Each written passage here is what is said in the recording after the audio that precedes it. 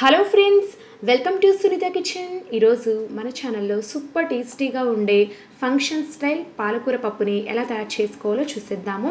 చిన్న చిన్న అకేషన్స్ ఫంక్షన్స్లో పాలకూర పప్పు పెడుతూ ఉంటారు కదండి. ఇదే కాదు, ఎటువంటి ఆకుకూర పప్పు చేసినా కూడా చాలా బాగుంటుంది, చాలా మంచి ఫ్లేవర్ ఉంటుందన్నమాట. అది ఎలా తయారు చేసుకోవాలనేది మీకు ఇప్పుడు క్లియర్గా ఎక్స్ప్లెయిన్ చేస్తాను. రెగ్యులర్ ప్రాసెస్లో ఉండదండి, కాస్త డిఫరెంట్గా ఉంటుంది, కానీ టేస్ట్ అదిరిపోతుంది. తయారీ విధానాన్ని చూసేద్దాము. ముందుగా ఒక ప్రెషర్ కుక్కర్ తీసుకొని అందులోకి 1 కప్పు దాకా కందిపప్పు వేసుకోవాలి. ఈ కందిపప్పుని 1-2 సార్లు శుభ్రంగా కడిగిన తర్వాత తగినన్ని నీళ్లు పోసి మెత్తగా ఉడికించుకోవాలి. ఒక 4 విజిల్స్ వచ్చేంత వరకు ఉంచండి, మెత్తగా ఉడికిపోతుంది. ఈలోపు మనం స్టవ్ మీద ఒక చిన్న ప్యాన్ పెట్టుకొని అందులోకి 1 టీ స్పూన్ దాకా ధనియాలు, 1/2 టీ స్పూన్ దాకా జీలకర్ర, 7 నుంచి 8 ఎండుమిర్చి, 1 రెమ్మ కరివేపాకు వేసి వీటిని బాగా దోరగా ఫ్రై చేసుకోండి. ఆయిల్ వేయకుండా ఇలాగా డ్రై రోస్ట్ చేసుకుంటే బాగా వేగుతాయి, మంచి ఫ్లేవర్ ఉంటుంది. ఇలా బాగా వేగిన తర్వాత వీటన్నిటిని ఒక మిక్సీ జార్లోకి వేసుకొని మెత్తని పౌడర్లా గ్రైండ్ చేసి పక్కన పెట్టుకోవాలి. మెయిన్గా ఆకుకూర పప్పులు చేసుకునేటప్పుడు ఈ మసాలా వేసుకుంటే చాలా బాగుంటుంది. ఇప్పుడైతే స్టవ్ మీద ఒక పెద్ద కడాయి పెట్టుకొని 2 టేబుల్ స్పూన్ల దాకా ఆయిల్ వేసి వేడి చేసుకోండి. ఆయిల్ వేడెక్కిన తర్వాత ఇందులోకి ఒక పెద్ద ఉల్లిపాయను ఇలా చిన్న ముక్కలుగా తరిగి వేసుకోండి. ఒక పెద్ద ఉల్లిపాయ అయితే సరిపోతుందండి. ఉల్లిపాయ ముక్కల్ని పచ్చివాసన పోయేంత వరకు ఫ్రై చేసుకోవాలి. ఇలా ఉల్లిపాయ ముక్కలు వేగుతూ ఉండగానే 2 పచ్చిమిర్చి చీలికల్ని వేసుకొని బాగా ఫ్రై చేయండి. ఉల్లిపాయల్ని మరీ ఎర్రగా వేయించాల్సిన అవసరం లేదు, పచ్చివాసన పోతే సరిపోతుంది. ఇలా ఉల్లిపాయ ముక్కలు వేగిన తర్వాత ఇందులోకి ఒక పెద్ద టమాటాను చిన్న ముక్కలుగా తరిగి వేసుకోండి. 1 టమాటా మాత్రమే తీసుకుంటున్నానండి నేను ఇక్కడ, పెద్దదైతే సరిపోతుంది. టమాటా ముక్కలు ఇలా ఉడికేటప్పుడే ఇందులోకి 1/2 టీ స్పూన్ దాకా పసుపు వేసి ఫ్రై చేయండి. పప్పుకు సరిపడా పసుపు వేయండి. ఇలా టమాటా ముక్కలు కూడా లైట్గా ఉడికిన తర్వాత ఇందులోకి ముందుగానే శుభ్రంగా కడిగి కట్ చేసి పెట్టినటువంటి పాలకూరని వేసుకోవాలి. నేను ఈ పప్పు కోసం 4 కట్టల పాలకూరని తీసుకున్నాను. చిన్న కట్టలు ఉంటాయి కదండి, అవి తీసుకున్నాను. ఇలా పాలకూరని వేసి బాగా కలుపుకొని ఈ కడాయి మీద మూత పెట్టేసి ఒక 3 నిమిషాల పాటు ఇలాగ ఉడికించాలి మీడియం ఫ్లేమ్లో. ఇలా చేయడం వల్ల పాలకూర సాఫ్ట్గా ఉడుకుతుంది. 2-3 నిమిషాల పాటు మీడియం ఫ్లేమ్లో ఉడికించిన తర్వాత మూత తీసి చూద్దాము. పాలకూరలో నుంచి ఇలా లైట్గా వాటర్ అనేది బయటికి వస్తూ ఉంటుంది.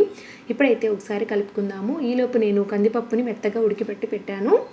ఇలా పప్పును సపరేట్గా మ్యాష్ చేసుకున్న తర్వాత ఈ పప్పులో నీళ్లు మిగులుతాయి కదండి, వాటిని కూడా ఇక్కడే యాడ్ చేసుకుందాము. మీకు పప్పు అనేది బాగా పల్చగా కావాలనుకుంటే కాస్త ఎక్కువ వాటర్ యాడ్ చేసుకోండి, పప్పులో ఉడికించిన నీళ్ళు కాకుండా సపరేట్గా. అదేవిధంగా ఒక ఉసిరికాయ సైజు అంత చింతపండు తీసుకొని కొన్ని నీళ్ళలో నానబెట్టి ఆ నీళ్ళను కూడా వేసుకోవాలి. ఉసిరికాయ సైజు అంత చింతపండు అయితే సరిపోతుందండి, మరీ ఎక్కువ ఉన్నా కూడా పులుపు అయిపోతుంది. అదేవిధంగా మనం ముందుగా గ్రైండ్ చేసి పెట్టినాం కదా మసాలా పౌడర్, దాన్ని వేసుకోవాలి ఇక్కడ. అలాగే పప్పుకు సరిపడా ఉప్పు వేసుకొని బాగా కలుపుకోండి. ఇలా చక్కగా కలుపుకున్న తర్వాత మీకు పసుపు అనేది సరిపోకపోతే మరి కొద్దిగా అయినా వేసుకోవచ్చు. ఇలా కలుపుకున్నాం కదా, ఇప్పుడు కడాయి మీద మూత పెట్టేసి ఒక 5 నిమిషాల పాటు ఉడికించండి, సరిపోతుంది. పాలకూర ఆల్రెడీ మనం లైట్గా ఉడికించాం కాబట్టి సరిపోతుందండి. ఈ పప్పు ఉడికేలోపు మనం తాలింపు వేసుకుందాము. అందుకోసం స్టవ్ మీద ఒక ప్యాన్ పెట్టుకొని 1 టేబుల్ స్పూన్ దాకా ఆయిల్ వేసి వేడి చేసుకోవాలి. ఆయిల్ వేడెక్కిన తర్వాత ముందుగా మినపప్పు, శనగపప్పు 1 టీ స్పూన్ దాకా వేసి వేయించుతున్నాను. ఏ పప్పులోకైనా కూడా తాలింపు అనేది మెయిన్ ఇంపార్టెంట్ అండి. ఇలా మినపప్పు, శనగపప్పు వేపిన తర్వాత 1/2 టీ స్పూన్ దాకా ఆవాలు, జీలకర్ర వేసి వేపుకోండి. ఇవి కూడా వేగిన తర్వాత 7-8 వెల్లుల్లి రెబ్బల్ని కచ్చాపచ్చగా దంచి వేసుకోండి, ఫ్లేవర్ బాగుంటుంది. అలాగే 4-5 ఎండుమిర్చి, ఒక చిన్న ఉల్లిపాయని ఇలా సన్నగా తరిగి వేసుకోండి. తాలింపు అనేది ఎంత చక్కగా వేయించుకుంటే పప్పుకి అంత మంచి ఫ్లేవర్ వస్తుంది. ఖచ్చితంగా చివరిలో తాలింపు అనేది వేసుకోవాలండి పప్పులలోకి. అలాగే కొద్దిగా ఇంగువ వేస్తున్నాను, చిటికెడు. మీకు ఇష్టం లేకపోతే ఇంగువ వేయకపోయినా పర్వాలేదు. ఇలా పోపంతా కూడా వేగిన తర్వాత చివరిలో స్టవ్ ఆపి కరివేపాకుని వేసుకోండి, 1 రెమ్మ సరిపోతుంది. అంతేనండి, మనకి ఇక్కడ తాలింపు రెడీ అయిపోయింది, లేదా తిరగమాత అంటారు కదా, అది రెడీ అయిపోయింది. ఈలోపు 5 నిమిషాలు అయిపోయింది కదా, పప్పు కూడా బాగా ఉడికిపోయింది, దగ్గర పడి ఉంటుందండి. ఇందాక పలుచగా ఉంది కదా, కాస్త తిక్కుగా తయారై ఉంటుంది. మీకు ఇంకాస్త గట్టిగా కన్సిస్టెన్సీ అనేది రావాలనుకుంటే ఇంకొద్దిగా ఉడికించవచ్చు. సో ఇలా కాస్త పలుచగా ఉన్నప్పుడే నేను స్టవ్ ఆఫ్ చేస్తున్నాను. అదేవిధంగా తయారు చేసి పెట్టినటువంటి తాలింపు మిశ్రమాన్ని వేసుకొని బాగా కలుపుకున్నట్లయితే మనకి ఎంతో రుచికరంగా ఉండే ఫంక్షన్ స్టైల్ పాలకూర పప్పు రెడీ అయిపోయినట్లే. పప్పు చల్లారే కొద్దీ దగ్గర పడుతుంది, కాస్త గట్టిగా తయారవుతుంది. కాబట్టి ఈ థిక్ కన్సిస్టెన్సీ ఉండగానే స్టవ్ ఆపుకోండి, సరిపోతుంది. సో చూస్తున్నారు కదా ఎంతో యమ్మీగా సూపర్ టేస్టీగా ఉండే పాలకూర పప్పు రెడీ అయిపోయింది.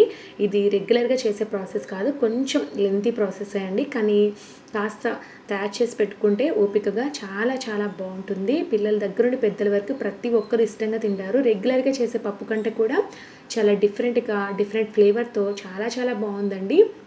తినే కొద్దీ తినాలనిపిస్తుంది ఈ పప్పు అనేది. అదేవిధంగా నేను ముందుగా గ్రైండ్ చేసి పెట్టుకున్నటువంటి పౌడర్ ఉంది కదా, దాన్ని మనం అలాగే కాస్త ఎక్కువ మోతాదులో స్టోర్ చేసుకొని ఇలాంటి ఆకుకూర పప్పులు ఏవైనా చేసుకుంటూ ఉంటాం కదా, అందులో 1 టీ స్పూన్ దాకా వేసుకోండి. దానివల్లే ఫ్లేవర్ అంతా కూడా మారిపోతుందండి. సో ఫ్రెండ్స్ చూసారు కదా ఎంతో రుచికరంగా ఉండే పాలకూర పప్పు చాలా ఈజీగా ప్రిపేర్ చేసుకున్నాం కదా. మీరు కూడా ఒకసారి తప్పకుండా ట్రై చేయండి, మీకు కంపల్సరీగా నచ్చుతుంది.